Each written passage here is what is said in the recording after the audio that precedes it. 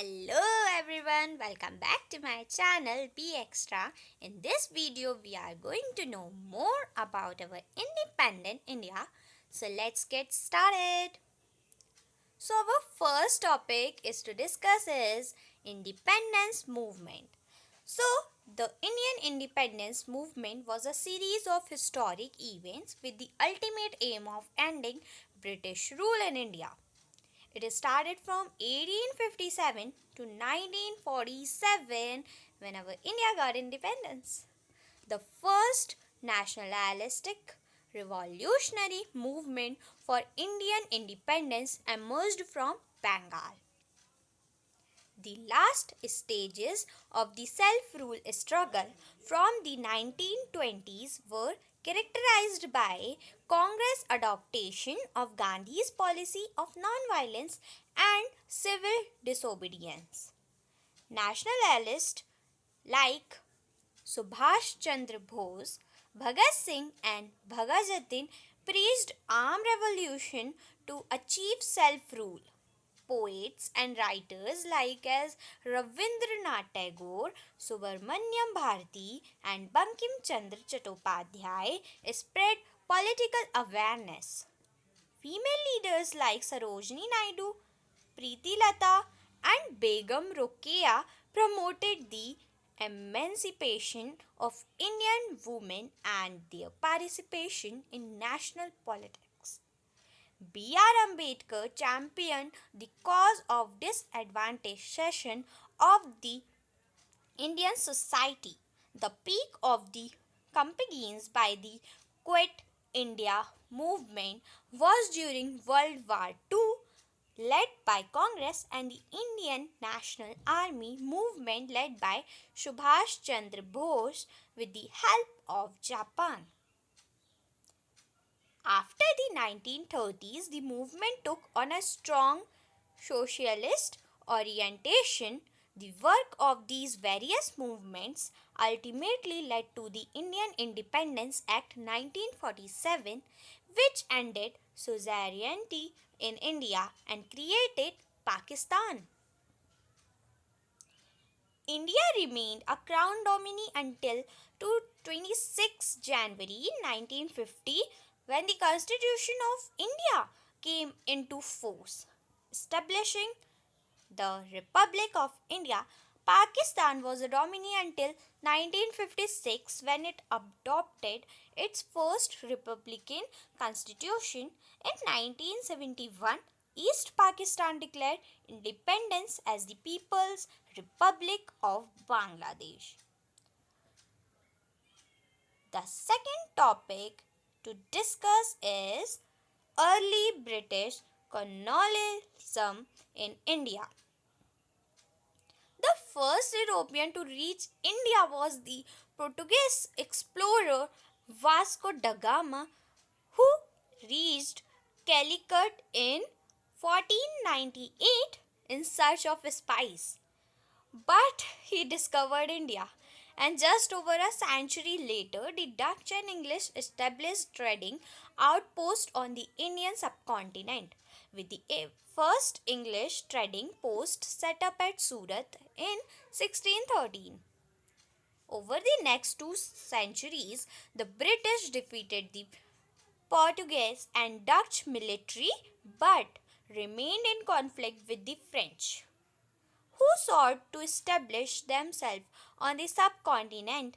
The decline of the Mughal Empire in the first half of the 18th century provided the British with the opportunity to establish a firm foothold in Indian politics. After the Battle of Plassey, during which the East India Company's Indian army under Robert Clive defeated Siraj ud Dawla, the Nawab of Bengal, when the company established itself as a major player in India affairs and soon afterward gained administrative rights over the region of Bengal, Bihar and Midnapur part of Odisha following the Battle of Buxar in 1764. third topic is to discuss is rebellion and revolt of 1857. That was the main topic of independence.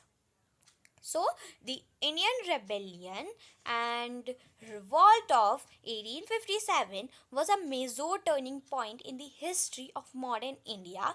While affirming the military and political power of the British, it led to a significant change in how India was to be controlled by them. Under the Government of India Act 1858, the company was deprived of its involvement in ruling India, with its territory being transferred to the direct authority of the British government. At the apex of the new system was a cabinet minister, the Secretary of State for India, who was to be formally advised by a statutory council. The Governor General of India, Viceroy, was made responsible for him, while he in turn was responsible to the government in a royal proclamation made to the people of India. Queen Victoria promised equal opportunity of public service under British law and also pledged to respect the rights of the native prince. The British stopped the policy of seizing land from the prince, decreed religious tolerance, and began to admit Indians into the civil service. However, they also increased the number of British soldiers in relation to native Indian ones and only allowed British soldiers to handle artillery. Bahadur Shah was exiled to Rangoon, Burma, where he died in 1862. And there are many freedom fighters that fought for our independence around the revolt of 1857. So their names are Mangal Pandey, the young soldier stationed in the British Army at Barakpur, refused to use the rifle and attacked his British officers. Then Tatya Tope, a general in the Indian Rebellion of 1857 and one of its notable leaders.